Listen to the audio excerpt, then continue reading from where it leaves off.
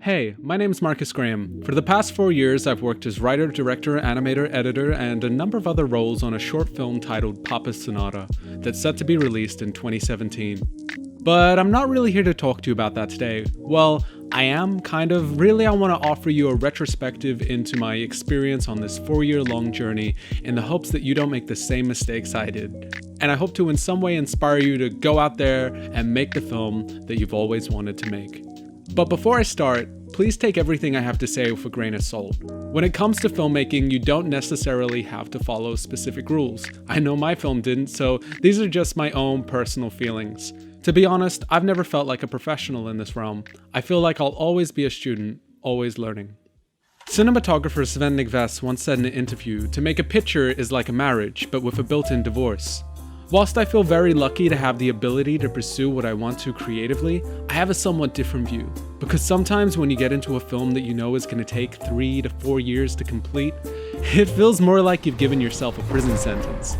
Knowing that I'll be bound to this seat, day in and day out, working restlessly into every night, avoiding my friends and family to tell the story of a man who works day in and day out, restlessly into every night, avoiding his friends and family. I mean, it has a bit of an irony to it. I always tell people that I believe making a film is one of the most difficult things to accomplish in the world.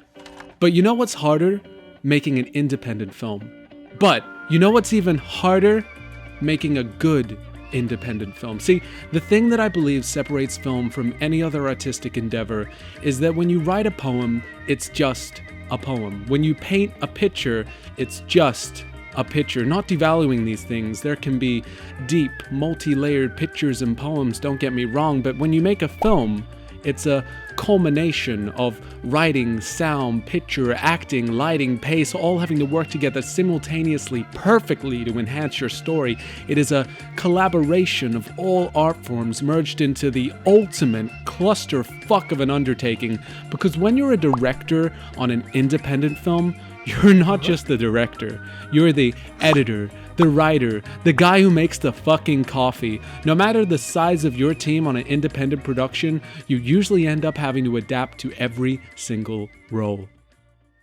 I didn't realize it at the time, and this is really important to anyone looking to collaborate with others. Understand that as a director, you have a vision, a passion. That's all great.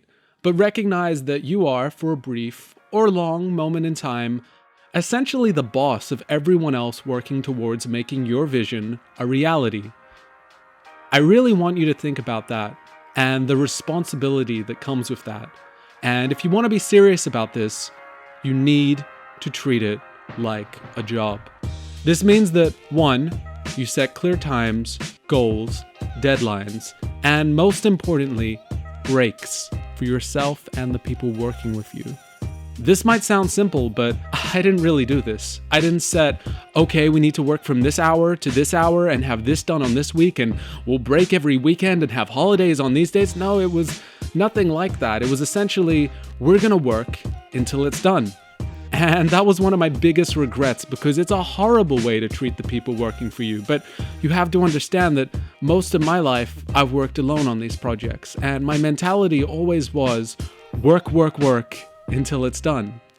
I didn't think of setting breaks for myself, so I didn't think about it with others, and I just feel so sorry for the people who over a course of 2 years I must have driven insane because there was no clear working schedule.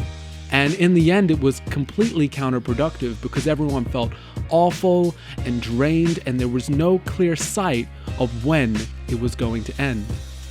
2. One of the biggest aspects of filmmaking, and probably most jobs, is managing personalities. And you need to understand how to properly deliver criticism in a succinct and constructive way that's going to deliver results. Now, I never was verbally aggressive with the people I worked with. I was never like, this is a piece of shit, you're garbage, and hopefully you won't be too, otherwise you're gonna lose your cast and crew very quickly. However, when people sent me their work through, I was very quick just to send back a list of fix this, fix this, fix this, this is wrong, change this, adjust this, add this. And I did this because it's the exact same standard I've always held myself to. However, what you need to realize is that we aren't flipping burgers. And what I mean by that is when you create a piece of art or music or write something, That is very personal. And in order to get the best work from someone, you need to empower that person. You always need to start off by saying what you liked about what they made. You need to give them confidence that you have confidence in them, because if you only list criticisms, they'll get numb. They'll become emotionally drained, and eventually they'll stop caring. They'll be convinced everything they do is wrong, and they'll lack the self-confidence to deliver what you know they're capable of. Number 3 is network. This is one of my biggest regrets at film school, because if you go into film school and not networking, you're crazy. Most people in this field are introverts. I get that, especially animators like myself. But if you want to make it, you have to force yourself out of the bubble you've created for yourself. And I've seen so many talented people never progress in their careers because they are unable to collaborate. If you can manage to collaborate and work with others, you're already ahead of most people starting off in this field. So essentially, just be a nice person, be friendly, be open to work on other people's projects, because eventually you'll need someone to work on yours. Number 4, listen. At the end of the day, it should be in your team's best interest to help you make a good film. And it's likely that if they are working in a specific field, that they know a hell of a lot more about that field than you do. That's why you hired them. But you also need a good filter to recognize what voices are constructive and productive and will improve the final outcome, and which voices are misguided and negative and will hurt the final outcome. A big part of directing is having a strong filter and good taste. It's a fine tightrope to walk where you don't want to over-direct or under-direct. You want to give them just enough direction to get them heading in the right direction. 5. Finally, finish it. You could be the greatest writer, director, editor, whatever, but no one is going to know if you don't finish what you're working on and put it out there, even if it's complete garbage and everyone hates it. This will give you the opportunity to improve. My first animation sucked.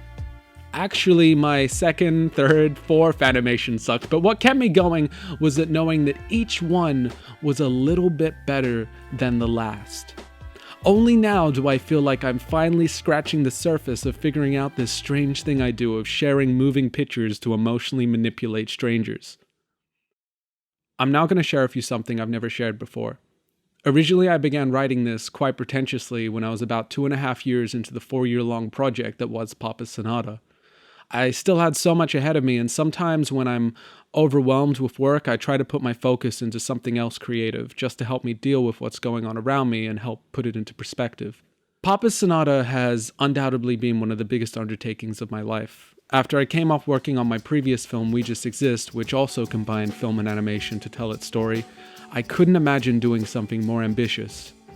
Yet, here I am doing something I consider about 100 times more ambitious, where each shot takes about 9 hours to render. I did some rough math, and that means the film would technically take over a month to render on my current computer. Today I made 26 layers and over 100 keyframes of rotoscope animation just for the sun's school bag and a 12-second scene. But ignoring that, you know what I love about film? In a hectic and constantly changing world, a film is like a rock. You can come back to it.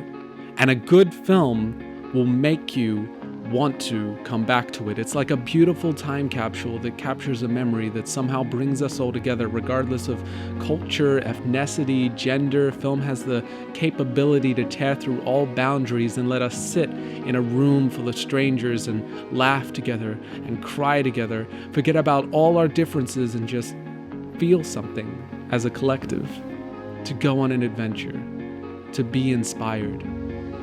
And for an introverted loner like myself, as sad as it may sound, that's really the closest I've come to a real human connection as of lately, in the moments I've shared with the pictures projected on the wall.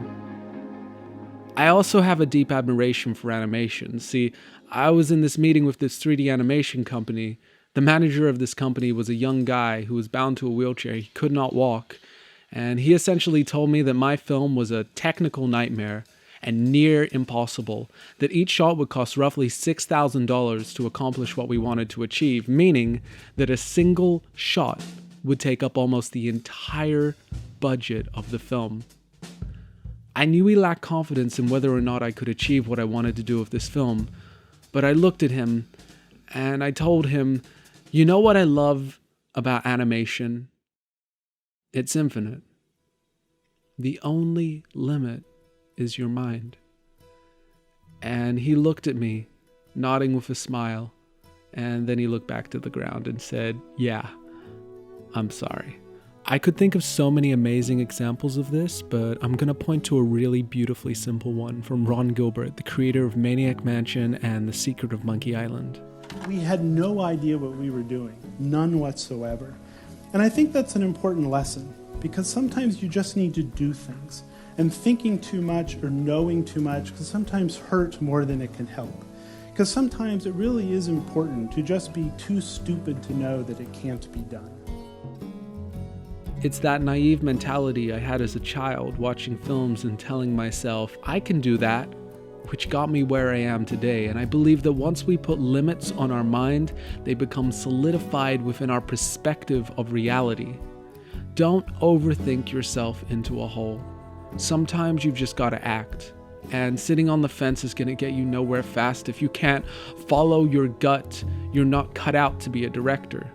Simple as that. And people are going to think you're crazy. Of course, you're crazy. We sell experiences, ideas, thoughts, dreams, visions, memories, feelings. These are not physical things. These are the abstract. You can't touch them, but you know that they're inside of you. Of course, you're crazy. We're all crazy. Just find that sweet spot of crazy and roll with the punches. Take every failure as a lesson. Anticipate failure. Accept it. Embrace it, because you will fail. All great directors have failed. Don't expect everything to magically fall into your lap, because it won't. Stop all this self-pity bullshit. Your life has value, and don't expect other people to see that in you. You've got to see it in yourself. What you have in your head may not mean a lot to many people, but it is your unique perspective that makes you, you. And no matter how bad things are, no one can take that away from you. So make films. Make the films you want to make, not the films you think others want to see. Make beautiful, crazy films. Because film is one of the most important artistic mediums that exists right now. And we're at a point where the technology is so readily accessible that I believe there is no better time to be a filmmaker than right now. This is an exciting time to make films. Filmmaking itself is still relatively new, with the first film being shot in the late 1800s, and cinema itself only really becoming popularized in the 1920s. Compare that to any other art form, aside from gaming. My point is, I believe it's still so open to new creative possibilities. So I want every artist, creator, whatever, out there to understand one thing. There is no limit on what you can achieve. And if you knew you may have to write 1,000 poems before you write one good one, or you may have to paint 1,000 pictures before you paint something beautiful, if you knew that, would you write that first poem? Or paint that first picture? Would you try? It's hard starting out when you're young. It's so easy to be discouraged and have your dreams and ambitions not taken seriously by others around you. Growing up, my goals were often regarded as a joke. I was seen as being arrogant for the only thing I ever truly had confidence with in my whole life.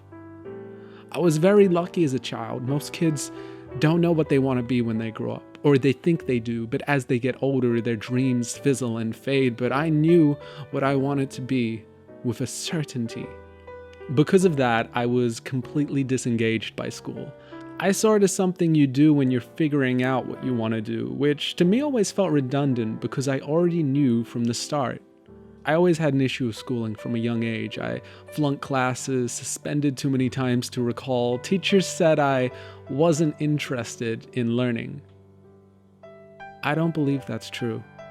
We all have a desire to understand and learn, but schools have one set structured way of teaching information, but we are all unique individuals that absorb information differently. How could school possibly purport this one-size-fits-all narrative, regurgitating information that isn't learning, that's mimicking?